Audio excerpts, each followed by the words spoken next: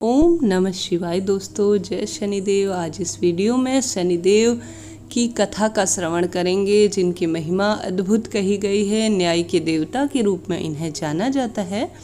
शनि ग्रह के प्रकोप से मुक्ति पाने के लिए शनिवार का व्रत रखा जाता है, या जिस भी जातक के शनि की 7.5, शनि की ढैया आदि पड़ रही हो तो शनिवार का व्रत रखने की सलाह दी जाती है। श्रावण माह से यह व्रत आरंभ किया जाए तो उसका विशेष फल मिलता है।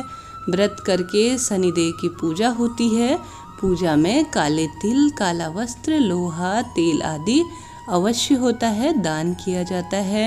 इस व्रत से दिन दुगनी रात चौगुनी होती है और विघ्न बाधाएं नष्ट हो जाती हैं। पूजा के बाद कथा सुननी चाहिए। चलिए शुरू करते हैं कथा का श्रवण।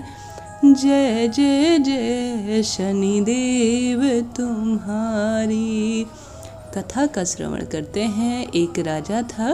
वह अपने राज्य में यह घोषणा की कि दूर दूर से सौदागर बाजार में माल बेचने आए तथा सौदागर का माल यदि नहीं बिके तो राजा उसे स्वयं खरीद लेगा। सौदागर प्रसन्न हुए। जब किसी सौदागर का माल उचित मूल्यों में नहीं बिकता था तो राजा के आदमी जाते और उसे उचित मूल्यों में खरीद लेते। सारा सामान खरीद कर उन्हें उचित मूल्य इत्यादि दे देते थे। एक दिन की बात है, एक लोहार लोहे की शनिदेव की मूर्ति बनाकर लाया। शनि की मूर्ति का कोई खरीदार नहीं आया।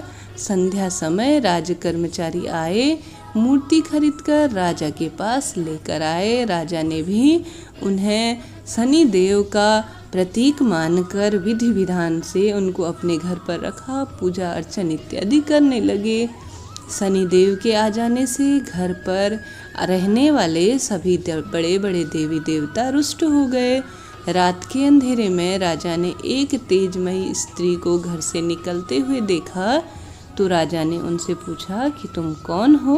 तो स्त्री बोली, मैं लक्ष्मी हूँ, तुम्हारे महल में शनि का वास है, अब मैं यहाँ नहीं रह सकती। राजा ने उसने रोकने का प्रयत्न नहीं किया। कुछ समय बाद एक देव पुरुष भी घर से बाहर जाने लगे। तो राजा ने उन्हें भी पूछा कि हे प्रभु, हे देव, तुम कौन हो? तो वह बोले, मैं वैभव हूँ, सदा लक्ष्मी के साथ ही रहता हूँ, जब लक्ष्मी नहीं है तो मैं क्या करूँगा? वह भी कहकर चल दिए। राजा ने उन्हें भी नहीं रोका। इसी प्रकार धीरे धीरे एक ही रात में धैर्य, धर्म, क्षमा आदि सभी गुण एक एक करके जाने लगे। राजा ने किसी से भी रुकने का आग्रह नहीं किया। विधि विधान से शनिदेव का पूजन ही करते रहे। उनसे संबंधित वस्तुओं का दान करना और शनिदेव की विधि विधान से पूजा करना राजा ने जारी रखा। परंतु जब एक रात की बात है, जब सत्य घर से जाने लगे, तब राजा ने उनसे कहा कि हे लक्ष्मी, वैभव, धर्म, दया, क्षमा आदि का वास नहीं है तो मैं एक क्षण भी नहीं रुकूंगा, ऐसा सत्य ने कहा। राजा ने उनसे आग्रह किया कि प्रभु आप रुक जाओ, मैं हमेशा सत्य के मार्ग पर चलने वाला हूँ।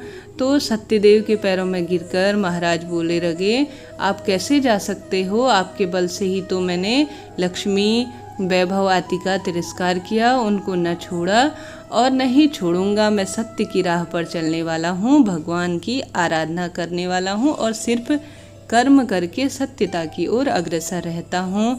इतना कहने पर राजा रुक गए और सत्य से कहने लगे कि आप रुक जाओ। महल के बाहर सभी सत्य की राह देख रहे थे। उसे ना आता हुआ देख धर्म बोला, मैं सत्य के बिना नहीं रह सकता, मैं वापस जाता हूँ। धर्म के पीछे दया, धैर्य, क्षमा, वैभव इत्यादि, लक्ष्मी इत्यादि सारे लौट आए और कहने लगे कि तुम्हारे सत्य प्रेम के कारण हमें तुम्हारे पास वापस आना पड़ा।